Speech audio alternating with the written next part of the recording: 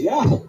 All right. Well, you're on the air with Mr. Temple. Go ahead. Kind of caught me by surprise. I got off of that. Well, you have to imagine, sir, when you dial, you might get on.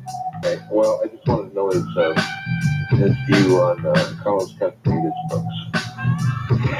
I think he's an excellent writer, and he gives you an excellent insight into the magical tradition of Mexico and I believe the ancient Aztecs. They are fascinating books, and it gives you a whole insight into it's really shamanism. All right, Colin. Thank you. Thank you. You got in quickly because that's our first-time caller line, and you can only call it one time, and then, of course, you've got to shift over and become a second-time caller and go in the mix. But when you call that line, folks, you can get on rather quickly sometimes. Area code 702-385-7213. Let it ring until we answer. Wildcard line 3, you're on the air in Las Vegas. Good morning. Oh, hello, Mr. Oxnell. Hi there. This is from Barstow, California. Barstow, all right. The Barstow Triangle, yes, indeed. Yes, I was just interested in about dreams, if Mr. Temple, has, I know he has some kind of understanding with these dreams. I'm just curious to know, because I had a few dreams, especially he mentioned about this book about the man, there's something going on, that mass exodus in New York City. And I had a dream like that a few months ago, that I was driving over the Verrazano Bridge, and I discovered this crazy. While I was going in, there was millions of people coming out, and I didn't know what the heck was going on. And this brings back a memory, I said, that's weird, And then I had another dream one time before this earthquake in 7.6 we had here, and about 3 weeks before that, I dreamt that there was a big earthquake here. I looked out the window and I've seen everything crumbling down, and my house wasn't going down. It was really weird. It was a dream. And then this actually happened, but thank God there was no damage here, So I was just curious to know if there's any kind of connection with dreams. All right, I have a question for you, caller, just before he answers.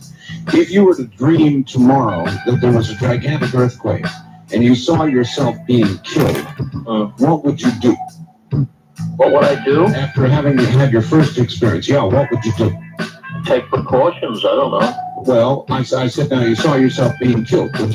Would you wake up quickly and leave the state, get the hell out of the area? Would you actually, in other words, what I'm trying to find out is, would you act now, having seen it happen once, would you act on your dream? I probably would, but my problem is I'm confined here because I got an elderly mother, and I'm stuck, So I'm in a situation where I can't move. I wasn't being killed, actually. It was just No, I understand that. I was pushing it to the limit to see if you would act on what you believe to have happened to you. Thank you very much. Mr. Temple, comments? Yes, dreams are very deceptive. You have to do it like any other discipline, and that means you have to write down, see if they happen in your life, and follow it through. Most dreams are minds releasing, and it's a tension thing and so forth.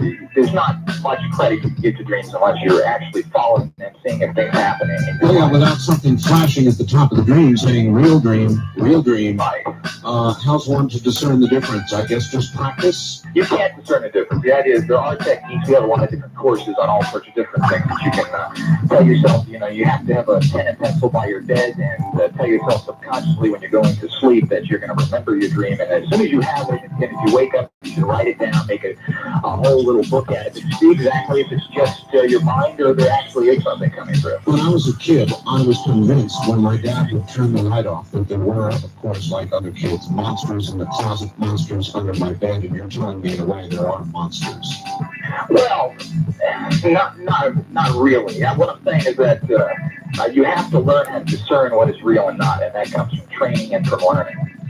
There's a lot of popular literature out about monsters, evil creatures, genetic mutants, things from other planets that chew up, defile human beings, cut them up, rip them to shreds, that sort of thing. Do you think such a beast exists? Well, there's demonic forces, and some very rarely do they come through and they actually physically hurt people. But, these are very rare instances. It does happen, though? It does on rare instances, but they're actual physical ramifications. All right. Good morning. First time caller line. You're on the air in Las Vegas with James Tupper. Yes, I had a question for him. All right. Where are you calling from? Seattle. Seattle. And All right. KDI. All right. Actually, I was wondering if these aliens are watching, how do you where that they will announce themselves to the human race? Oh, that's a good question. Yes, Mr. Templer, indeed. Thank you, caller. What form do you expect eventual contact, say, within 10 years to take? Well, I mean, they're in contact with the government already to a large extent. In terms of how the regular populace will hear of them, I think it's just going to happen one day. They're just going to announce that they've been here, and the government's going to come out and say that we've known this for a long time, but now we have to because there's some major problem that they have in there. I suppose somebody will love its Spacegate.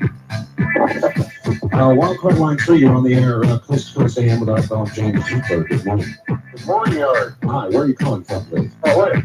Salt Lake City, KKK. Yes, you have a question?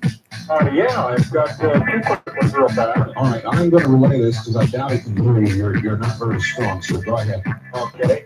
The first one I wanted to ask you, or ask you to go on about here, I want to say you off the phone, is his studies on what he's doing and how it relates to the martial arts. I believe that was mentioned during the introduction. And second one, I wanted to ask you a little bit about what I call freeze or premonitions. When you don't, it's hard to explain, and maybe he can get it better or explain it better than I can.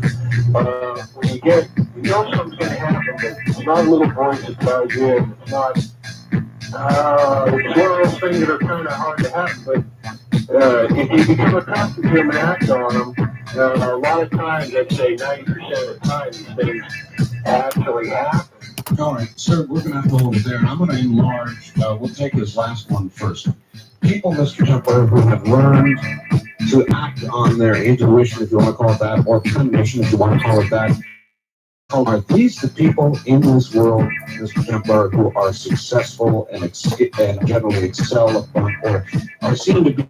So, and if you notice, if you read any type of literature on people who are real successful investors and so forth, they tend to have this little voice talking to them, telling them to do this, to do that. And feel it. A common thing is the gut reaction. I feel it in my gut. And most very successful people have put a heavy amount of emphasis on these areas of their lives. And we all have this. How many times have we reached for the phone and it rings? Or, the stories are just endless of people that feel a relative dying. Yeah, it goes both ways. Not only in terms of the choices. Life is nothing but a constant stream of choices, left road or right road. Which way do I go? So it's not just that, but it's also the negative. A lot of people will have bells ringing in their brain all over the place when they're walking into an area that's going to be trouble for them. Is that correct? That is correct. And a lot of people have saved their lives like that. How many times have you went into a place, whether it's a store or you're walking in a place in the dark, and you feel real negative energy? Oh, yes. So bad. Oh, yes. And these are the warning signals that you get from your mind telling you something is going to happen. How many times do you go out and you lost your key to your car and it takes you 2 minutes to find it, and then all of a sudden you're driving down the road and there's an accident there that happened 2 minutes ago. These are all the type of psychic tools that are not scary, they're not anything great occult or hooked up into weird areas. These are forces that you learn how to use so you can better your life. Mr. Templer, I actually do that, and unfortunately, though, I must admit that more times than not, I've been in a position of saying, damn, I knew this was wrong. I knew I shouldn't have done this. I had the feeling, but like an idiot, I went ahead anyway. So you're kicking yourself around. Well, if you do some basic little psychic training, these type of messages will probably be effective to you 80% of the time.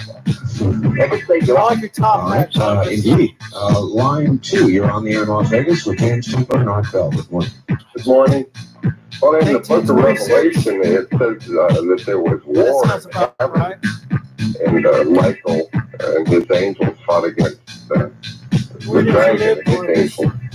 And it also says later in that. All right, so what is your point from that? What are you trying to suggest? Revelation chapter 12, it declares that the planet Earth is being invaded by the devil himself, and the demon spirits. So those are the bad aliens. All right, thank you. Is that something, Mr. Tupper, that you would regard as valid in the Bible? Well, again, most of these stories are taken from other places, and there is some validity to that. I mean, it does. You must remember these religions in ancient times. They wouldn't describe. Very nice, Marcus. Would you like to service? Wait a sec. You're finding convenient in the Bible, and naming is why there's something to that. Well, those stories are all through paganism. I mean, the Nordic tradition of Ragnarok goes into all of that. It is very much looks like a alien attack, and all these things are taken from these sources. Well, okay, but again, I accuse thee of finding convenient the passages that agree, and You're a funny one. Yeah, I understand exactly what you're saying. It's a very human thing to do. I guess I can bail the family. I guess we're bail. I'm not on a tirade against Christianity. Well, I know there are going to be some that have heard it that way, and so on their behalf, I thought I'd catch you. All right, to the telephones again then. On the first-time caller line, you're on the air. Good morning. Good morning. Where are you calling from, please? I'm calling from Oregon. Oregon, all right. I have 2 comments and a question. All right. All right. I've been involved with law enforcement now for about 15 years. And the type of covenants and witchcraft that are being talked about are more widespread, I believe, than your guess would indicate. I've also had to do some background and some studying on the subject. I wanted to say one thing about Mr. Crowley. He was described by your guest as a witch. One thing that's not widely known, I guess, unless you go into his background, is that the type of witchcraft he was involved in was, and I won't get graphic, but it was sadistic, it was sexual, it was, as a matter of fact, it was so extreme that he lost his son. All right, we're really getting an awful lot of ground here to cover, sir. Hold on just a second. All right, that's my question. My question for him is this. He talked about having success in dealing with these things. My question is, what does he do? What authority does he use when he comes up against this that finds himself able to prevail? All right, thank you. And a good question it is, by what authority do you challenge any of these beings or attempt to help anybody free themselves of such a possession? Again, most people use traditions that they're calling traditions means whatever belief system. Some people use Egyptian god form energy. You can use Celtic. You can use Nordic. You use energy forms to combat them with, and they're very effective. In terms of Crowley and so forth, I have no use for Crowley. I don't like his magic. I don't like his writings or anything else. It survives, and I have absolutely no use for him or his writings. And in terms of satanic crimes, you better start watching these ministers that are molesting hundreds of children instead of and the renegade. We have, in fact, there's a story about a priest molesting children who did it here in Las Vegas back in the 60s, I think it was. And that's running in the news right now. So it does happen, but again, in defense of them, priesthood that is, there are very few that do it, and when they do, it's a great big story. As far as I'm aware, there's never been one Satanist brought to trial that has been convicted of killing babies, doing all these things you hear about. The Christians did this to the Jews initially, and they accused them of being baby killers and everything else. And quite frankly, law enforcement is so ignorant in this field that they can't really judge one thing from another. And so you're saying you really means nothing. You're saying they see it then where it doesn't exist, or they imagine it where it does not exist? They see a little symbol and they don't really know what it means. Just like last night you were talking about the swastika and everything else, and that's a perverted symbol that the American Indians have used. They use it in Tibet and everything else. Well, certainly, but no matter who used it well or drew it well, the Nazis ruined it. I'd like to say we find anybody involved in these practices. We do all we can to stop these people. We have no use for anybody doing that. We find animals extremely sacred, and actually I feel they're a higher species than humans. And if we catch anybody doing this, and we disseminate quality information. I don't dare to say Crowley. Listen, if this were a few hundred years ago and we were in New England, would we be hearing about you getting warm toes soon? Sure would. I mean, it killed enough of people, millions. All right, line 3, you're on the air. Good morning. Good morning. I would like Mr. Douglas, as a second third generation abductee, I'd like to know what the connection could be with, let's say, the little graves or a small being. You're saying you have been abducted, or are you simply the offspring of someone who has? One have been abducted. You have been. As in my parents also have. But what I'd like to know is with some more or less positive abductions, there's also some very, very negative ones. And I'd like to know if the entity that comes in while you're sleeping periodically and would attack you, pull off covers and to, sexually attack you. Are these also the graves? And does you have any idea? Were you attacked in this manner? That's the word. Sexually attacked? That's a pure demonic attack that really has no connection to the aliens, unless they're intertwined, which is what we're investigating. But that's a very typical demonic attack. That is, I don't really want to hear that. I understand. Because the grave came a lot, but then right in the middle, within like a week's time, this other thing came, and I couldn't. Well, don't feel helpless, and don't let a lot of these graves come in here to manipulate you. You've got to let them in. Fight these things. People are scared. Learn to get up your courage and fight these things. The same thing with the demons. There are ways to fight these entities, and that's part of the message I'm trying to put out. Don't feel hopeless like all these UFO shows. You feel like you want to go out and commit suicide. The idea is to challenge these things and to let them know that you're not going to be a pushover. Okay, well, lately I have been doing that in the last couple of years, and I haven't been bothered. My kids haven't been bothered. I stood up for it, and They're power. They don't like to be confronted, and they're not set up for battle. These graves. They're like all PCs. The minute they find any kind of resistance, they tend to run for the hills. I noticed that. Okay. All right, ma'am. Thank you very much for calling. Keep the covers up there around your chin.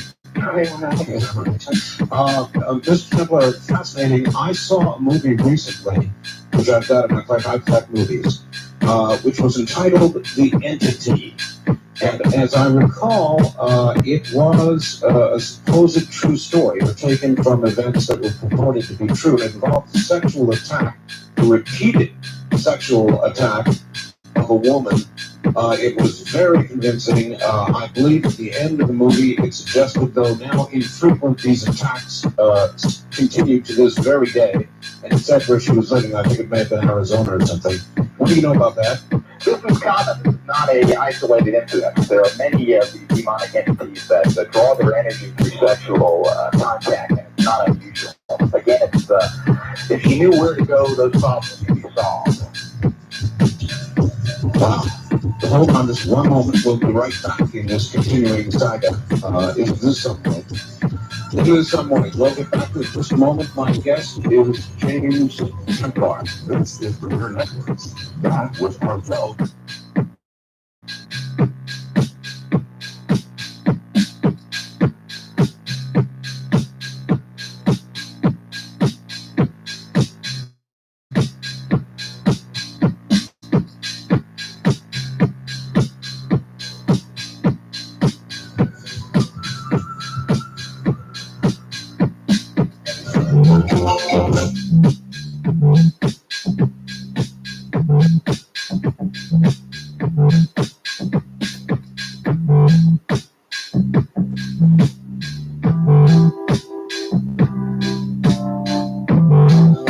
We're into one this morning. James Templar is here. He's president of the International.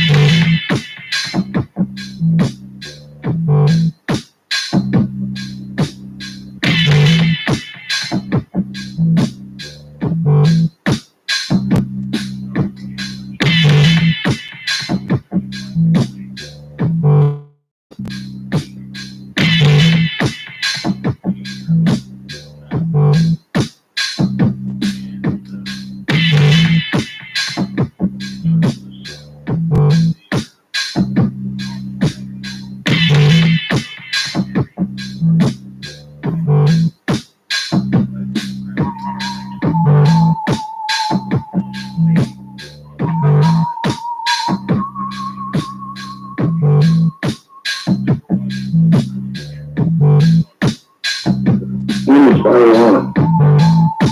They're very hard. But it does make sense that as we start with the sun, we go into this area where there would be a greater danger, I suppose, of objects as in planets or things or whatever that could encounter Earth.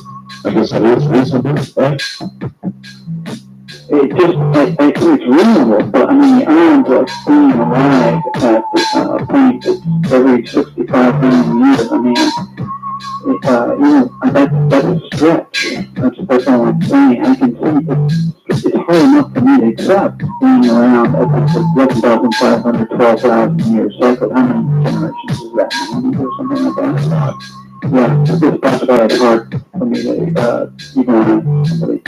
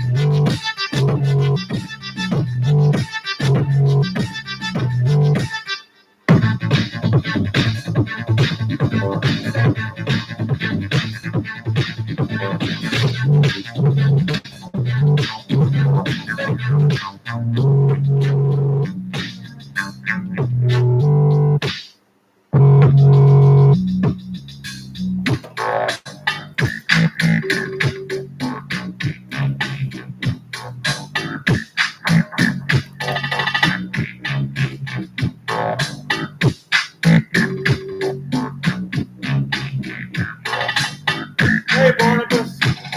What you doing? Hey, Barnabas. You like the show?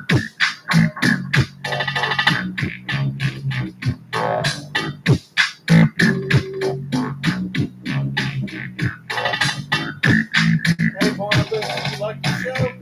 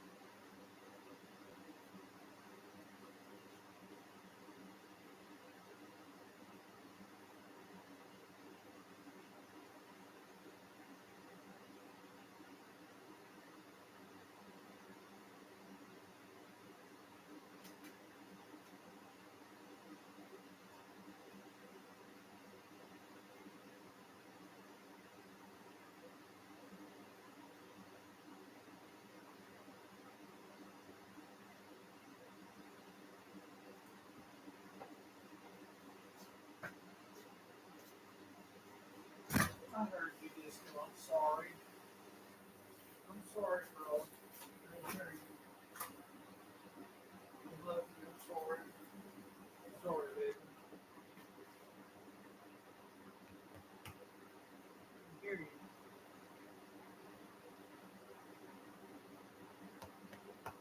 Girl.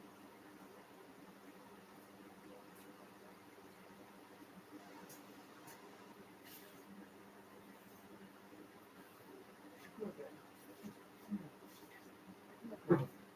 Come here, girl. Come here, girl. Let's go. Come here, baby. Come here.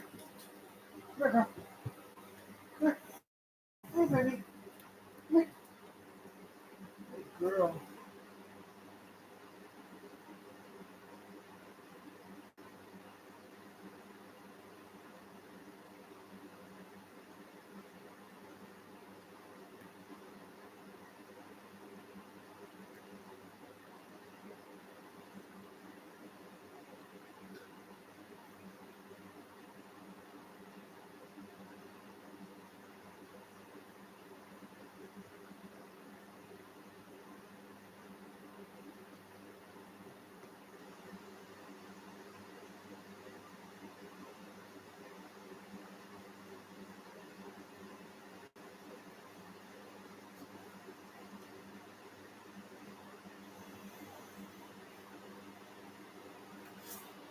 Yo, what's up, Spike?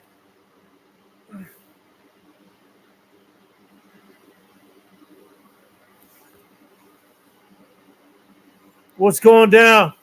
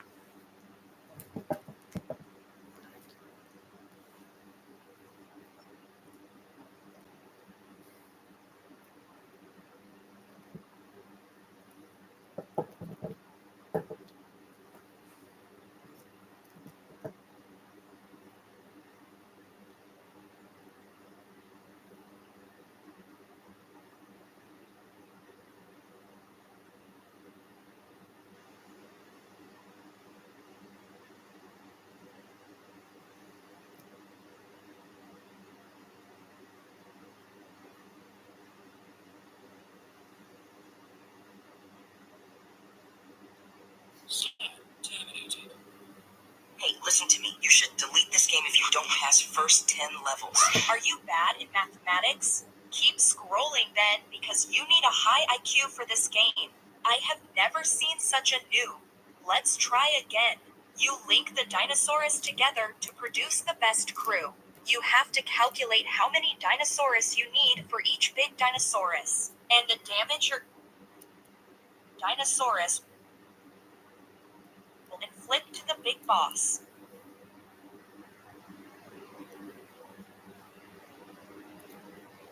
Have you a lizard brain? Then try it. If we don't manage to kill this big one, we will never reach the pink level and my dinosaurus will not have enough water to survive. I need a lizard brain here to help my crew. I sacrifice my little dinosaurus for a bigger one, but we fail again. What a tragedy. It's the third time we fail. If you think you have a higher IQ than me, then try or keep scrolling.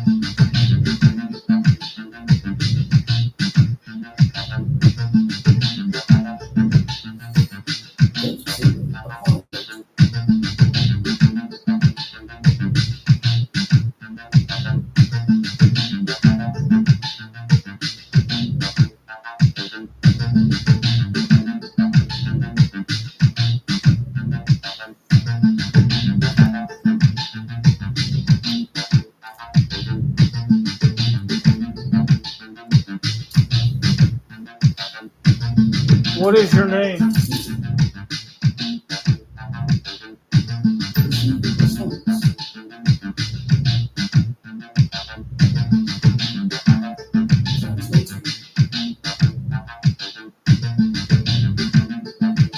Hey Sheila. The name Sheila. Hello Sheila.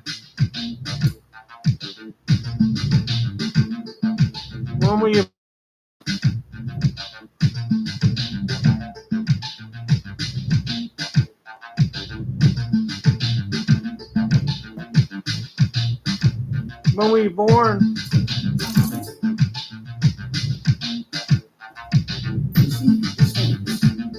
You're right above me, aren't you? There you are. Hey Sheila. How are you?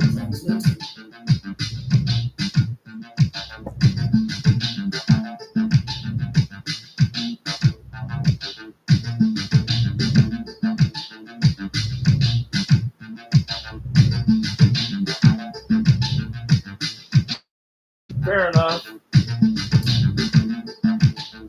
Where did you live?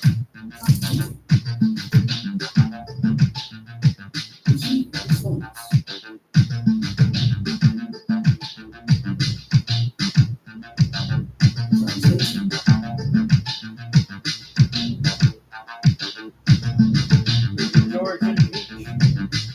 Fair enough.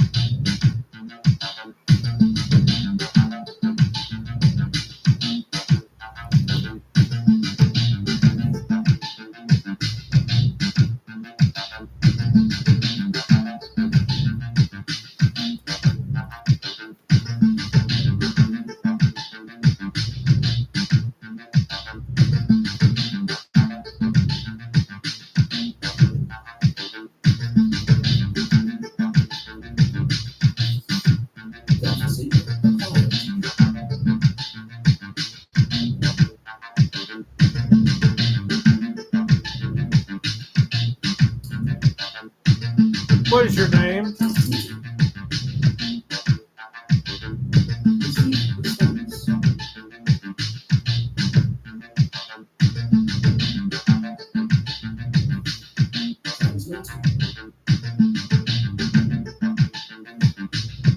Varel, V-O-R-A-E-L. Varel. Pleasure to meet you, Varel. When were you born?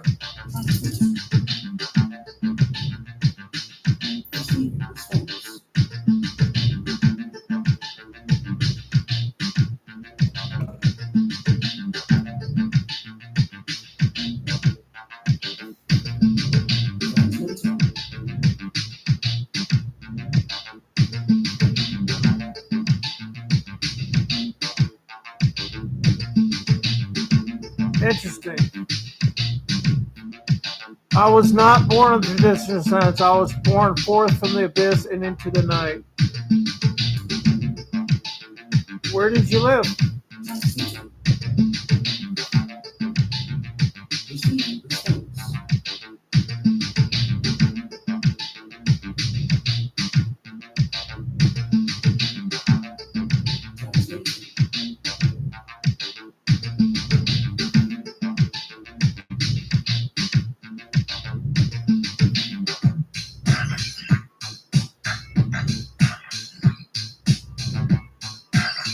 I roam and prowl, taking those who I will as I find them. Fair enough.